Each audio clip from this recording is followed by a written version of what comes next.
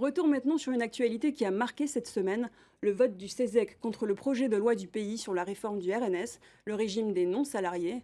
C'est plus précisément le manque de concertation qui a été pointé du doigt, en particulier sur le champ de cotisation étendu aux revenus du capital, c'est-à-dire les dividendes versés par les sociétés qui dépassent 10% du capital social, mais aussi les loyers lorsqu'ils rapportent 3 millions par an, soit 250 000 francs par mois.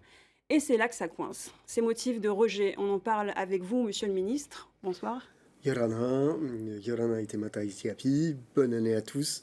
Merci de m'accueillir sur ce plateau ce soir. On va pouvoir discuter de ce projet de texte qui a été présenté au CESEC il y a quelques temps. Il y a quelques jours. Ces motifs de rejet, est-ce que vous les comprenez? Ben, quelque part, il faut rappeler le pourquoi de cette réforme. On est obligé de faire une réforme de la protection sociale généralisée qui a 30 ans aujourd'hui, qui a bon nombre de complications et qui aujourd'hui crée de l'optimisation sociale, crée des inégalités et des situations aberrantes. Donc la révision du RNS permet aussi de remettre plusieurs éléments au clair pour que l'affiliation soit plus claire pour tous les régimes. L'avis du CESEC est purement sur la forme. Ils ont attaqué deux éléments clairement qui sont techniques, deux paragraphes d'un texte qui en représente 40 articles. Donc, et les deux paragraphes en question, c'est tout à fait, les deux cotisations. paragraphes, les cotisations relatives au loyer et les cotisations relatives aux dividendes. Alors justement, la CPME a demandé pendant les débats de relever, depuis quelques jours, demande de relever le plafond des loyers soumis à cotisation à 550 000 francs au lieu des 250 000 prévus par le projet de texte. Pourquoi avoir fixé ce plafond à 250 000 francs? Alors, avant de parler de tout ça, parce que j'ai entendu les critiques de certains, j'aurais bien voulu qu'on parle aussi des bons côtés de cette loi, qui sont quand même qu'aujourd'hui on exonère bon nombre de choses des cotisations. Toutes les prestations sont exonérées, ce qui n'était pas le cas antérieurement, ce qui fait que même des pensions alimentaires étaient soumises à la cotisation, ou encore des allocations handicap. Aujourd'hui, ça ne le sera plus. Et les bourses de nos enfants ne seront plus soumises à cotisation non plus. C'est tout ça qu'on a exonéré. Donc parler juste des seuils, c'est parler de choses qui ont été fixées, en lien avec les partenaires d'ailleurs, puisque au départ on voulait exonérer un certain nombre de maisons, d'appartements, de biens. Et puis c'est d'ailleurs certaines propositions qui nous ont dit mettez un seuil qui devrait être à peu près de temps. Et c'est ce qu'on a fait. 3 millions, c'est au-dessus du niveau de la patente, parce qu'on considère une activité professionnelle en fiscalité au-dessus de 2 millions. On est allé plus loin, parce qu'on a dit les loyers ont augmenté, pourquoi pas diminuer, augmenter plutôt ce plafond. Et 3 millions, ça représente par exemple combien de propriétés? Ça représente 2 F2 par exemple, à la location aujourd'hui. C'est quelqu'un qui a sa résidence principale plus 2 F2 en location, et qui a une activité, aujourd'hui sera soumis à cotisation au-delà de ces 2 F2 et sur son activité. Et là, vous seriez prêt à revoir votre copie sur ce plafond? On peut en reparler avec les partenaires sociaux. Moi, j'avais juste indiqué que ces 2 F2, en fait, compte, il était en net et qu'on pouvait déduire le prêt, son prêt, on pouvait déduire un certain nombre de choses. Donc, avant d'arriver à 250 000 francs, il fallait quand même un certain montant. Par exemple, quelqu'un qui a un loyer de 120 000 francs, par exemple, qui a acheté un bien et qui a des traites à hauteur de 80 000 francs, en fait, il n'avait que 40 000 francs de revenus. Et c'était, avant d'arriver avec 40 000 francs à 250 000 francs, pour moi, il y avait du temps. On imagine qu'avec cette réforme, que cette réforme sera assortie de nouveaux moyens de contrôle.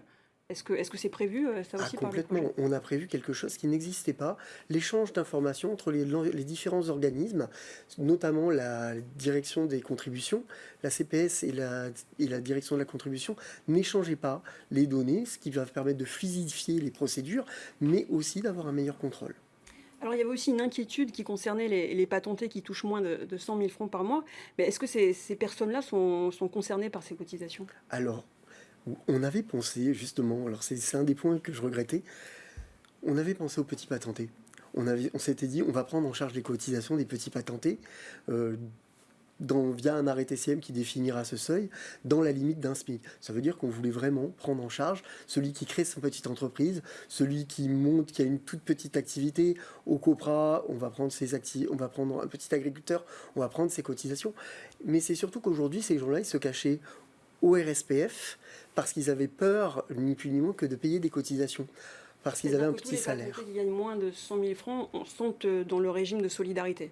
Aujourd'hui, quand ils gagnent moins de 87 346 francs, c'est le seuil de la réglementation depuis 1995, ben ils sont au RSPF. Demain, quand ils basculeront, dans tous les cas, ils ne paieront pas de cotisations, puisque c'est le pays qui viendra payer ces cotisations à leur place. Par contre, quand une femme aura une grossesse, on payera ses indemnités, ses congés maternité, ou alors quand quelqu'un se cassera une jambe pendant des travaux, ou alors en agriculture, ben on remboursera ses salaires, ce qui n'était pas le cas au RSPF. Alors Pierre Frébault disait dans une interview à Radio 1 que le CESEC défend une caste en refusant ses cotisations sur les loyers. Est-ce que vous êtes d'accord avec lui? Est-ce qu'il y a vraiment un lobby d'une caste? Je pense que le taux de... Alors, on va être très clair, hein. 250 000, il n'a pas été pris pour rien. Il n'y a que 12% des retraités qui gagnent plus de 250 000. Donc on s'est calé sur la tranche A, et en se disant, on va faire cotiser au-delà de cette tranche A. Après, c'est une discussion qu'on doit avoir aussi avec les partenaires. Mais mine de rien, je pense que c'est équilibré. 12% de la population avec un contrat de travail qui gagne plus de 250 000. C'est tout. Alors, on reproche et qui, aussi... eux, sont soumis à cotisation. Oui. On reproche aussi à cette réforme de ne pas s'attaquer aux faux patentés. Est-ce que c'était le but de cette réforme, de s'attaquer aux faux patentés, ou est-ce que c'est un travail que vous menez en parallèle? Alors, s'attaquer aux faux patentés, c'est répondre aux préconisations du CESEC qui ont été dans leur dernier rapport. Ce texte répond déjà à 5 de ces préconisations.